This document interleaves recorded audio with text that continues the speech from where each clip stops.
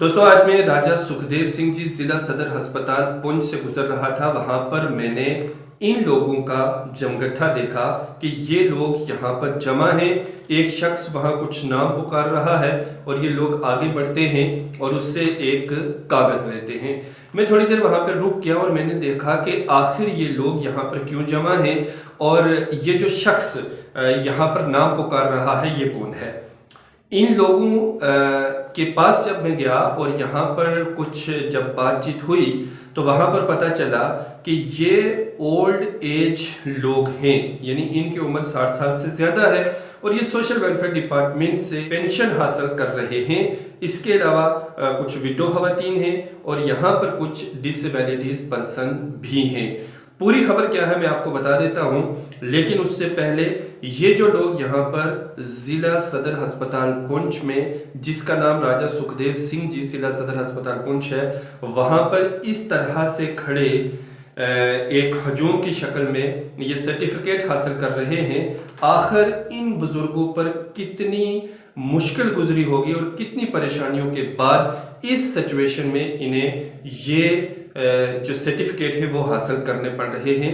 ये एक सोचने वाली बात है और देखने वाली बात है कि किस तरह का मुनज़्ज़म तरीकाकार यहाँ पर डिस्ट्रिक्ट हॉस्पिटल की तरफ से बनाया गया है। जब मैंने ये सूरत हाल देखी तो मैंने बेहतर समझा कि इस खबर पर थोड़ा सा गौर किया जाए, देखा जाए कि आखिर मामला क्या है। पता चला कि सरकार की जानिब से एक नोटिस निकाला गया है और इस नोटिस में कहा गया है कि जितने भी पेंशनर सोशल वेलफेयर डिपार्टमेंट की तरफ से पेंशन हासिल कर रहे हैं उन्हें अपने तमाम तर दस्तावेजात, अपने कागजात ऑनलाइन करवाने होंगे सरकार की जानिब से दिए गए पोर्टल पर तयशुदा तारीख से पहले। जिला पुंछ की अगर बात करें तो जिला पुंछ में सोशल वेलफेयर डिपार्टमेंट के जो हेड हैं, ऑफिसर हैं, उन तक हमने रसाई हासिल की और जानने की कोशिश की कि आखिर क्या क्या फॉर्मेलिटीज चाहिए, कौन कौन सी फॉर्मेलिटीज चाहिए, किस तरह से ये लोग जो है वो ऑनलाइन अपनी डॉक्यूमेंट्स जो है वो करवा सकते हैं। उनका जो इंटरव्यू है वो भी हम आपको थोड़ा सा आगे चल के सुनवाएंगे, लेकिन उससे पहले ये जो आप मेरे हाथ में एक कागज देख रहे हैं, एक पेज देख रहे हैं, ये पेज जो है वो सोशल वेलफेयर डिपार्टमेंट की तरफ से सौंपा गया है और इसके अंदर जितनी भी फॉर्मेलिटीज हैं उन तमाम फॉर्मेलिटीज के मुतालिक बातचीत की गई है और बताया गया है कि कौन कौन सी फॉर्मेलिटीज आपको सबमिट करवानी है और कौन कौन से डॉक्यूमेंट्स आपको लेने हैं। गौर से सुनिएगा। अगर आप ओल्ड एज पेंशन हासिल करना चाहते हैं तो आपको 7 डॉक्यूमेंट्स तैयार करने होंगे। बिल्कुल आपने ठीक सुना, 7 डॉक्यूमेंट्स आपको ऑनलाइन करवाने होंगे। अगर कोई विडो पर्सन हमारी बहन है तो उसको 10 डॉक्यूमेंट्स तैयार करने होंगे। इसी तरह से अगर कोई जो डिसेबिलिटीज पर्सन है हमारे, उनको 6 फॉर्मेलिटीज तैयार करनी होंगी। ओल्ड एज पेंशनर को कौन कौन से डॉक्यूमेंट्स दरकार हैं?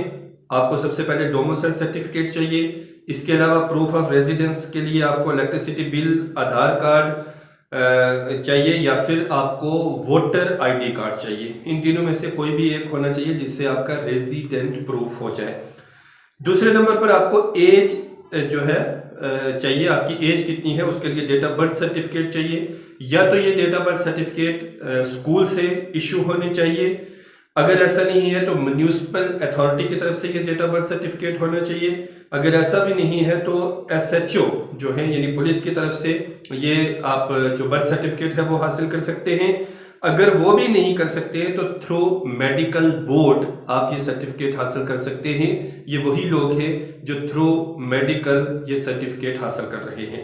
आगे बढ़ते हैं। विडो पर्सन के लिए कहा गया है कि आपके पास डोमिसाइल सर्टिफिकेट होने चाहिए। प्रूफ ऑफ रेजिडेंस के लिए वही 3 आपके पास जो है वो चीजें होनी चाहिए। इसके अलावा प्रूफ ऑफ एज यानी डेट ऑफ बर्थ सर्टिफिकेट का सेम प्रोसीजर यहाँ पर रखा गया है। यहाँ पर जो चौथी चीज ऐड की गई है वो है आपके हस्बैंड की डेथ सर्टिफिकेट।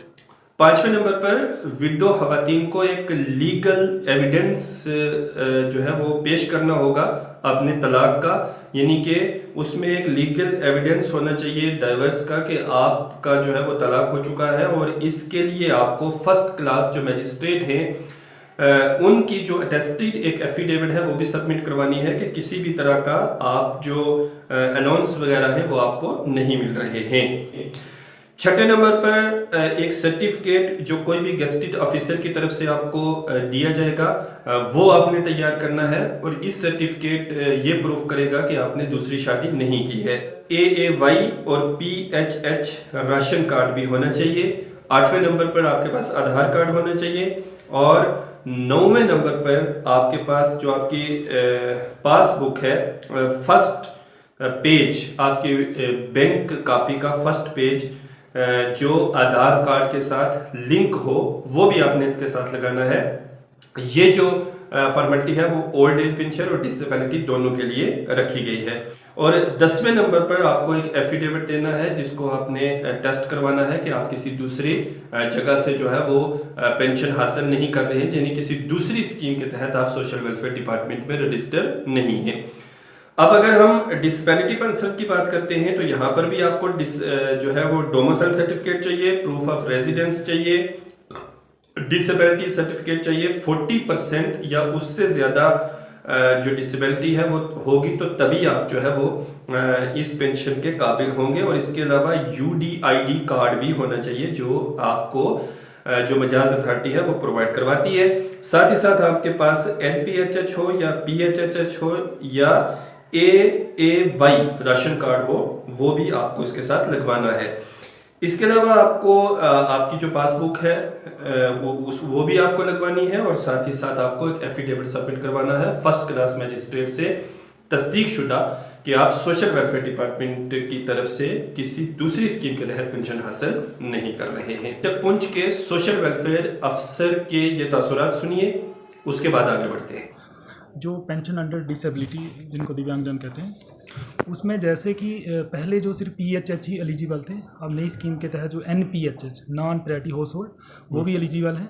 दूसरी चीज़ इसमें जैसे विडो पेंशन में पहले जो एज थी वो 40 ईयर थी, तो लेकिन अब जो नई पेंशन स्कीम के तहत अब जो लीगली प्रिस्क्राइब्ड मैरिजेबल एज है जो कि अभी 18 साल है, तो इसमें ये दो जो महत्वपूर्ण बदलाव हुए हैं, इससे काफ़ी सारे लोगों को फ़ायदा मिलेगा। तीसरी बात बताऊं कि ये अब ऑनलाइन मोड पे है, इसमें कोई भी मैनुअल जो आपने फ़ाइल कहीं सबमिट नहीं करवानी है किसी भी दफ्तर में, आपने जो रिक्वायर्ड डॉक्यूमेंट हैं जो वो अपलोड करने हैं। जन सुगम पोर्टल है, उसके ऊपर आपने रिक्वायर्ड डॉक्यूमेंट अपलोड करने हैं। और चौथी बात यह है कि एक टाइम लाइन है उसमें, कि उसमें ऐसा नहीं है कि फॉर्म है तो उसमें बड़े सारे दिन लगे, उसमें एक प्रिस्क्राइब टाइम है कि 15 डेज़ है तहसील सोशल वेलफेयर ऑफिसर के पास, वो चेक करेगा, वेरीफाई करेगा, फॉर्म आगे फॉरवर्ड करेगा, तो with in stipulated time period वो पेंशन लोगों को लग जाएगी। डॉक्यूमेंट्स क्या क्या चाहिए सर? डॉक्यूमेंट जैसे सबसे पहले तो आधार कार्ड है, डोमिसाइल सर्टिफिकेट चाहिए, एफिडेविट चाहिए, और ओल्ड एज पेंशन में जैसे उनको प्रायोरिटी हाउस होल्ड या AAY राशन कार्ड चाहिए। ये जो मेन डॉक्यूमेंट हैं, तो इसमें जैसे एज सर्टिफिकेट का था, एज सर्टिफिकेट चाहिए। जैसा कि मैक्सिमम लोगों के पास तो राशन कार्ड है ही हैं, किसी का प्रायोरिटी हाउस होल्ड है, किसी का नॉन प्रायोरिटी हाउस होल्ड है, तो मैं बता दूं जो प्रायोरिटी हाउस होल्ड या AAY के अंडर आते हैं वो ओल्ड एज पेंशन में वो हैं एलिजिबल हैं, वो भर सकते हैं अपना फार्म। जो नॉन प्रायोरिटी हाउस होल्ड वाले हैं वो नहीं भर सकते। लोगों में एक बड़ा खदशा है कि इसकी डेट बहुत कम है, तो आखिरी डेट क्या रखी गई है डिपार्टमेंट की तरफ से? देखो ये जो है ये ऑनलाइन हो रहा है प्रोसेस सारी, तो उसमें है कि जो एग्जिस्टिंग पेंशनर हैं उन्होंने भी अपने जो डॉक्यूमेंट्स हैं वो अपलोड करने हैं उसी सेम पोर्टल पे।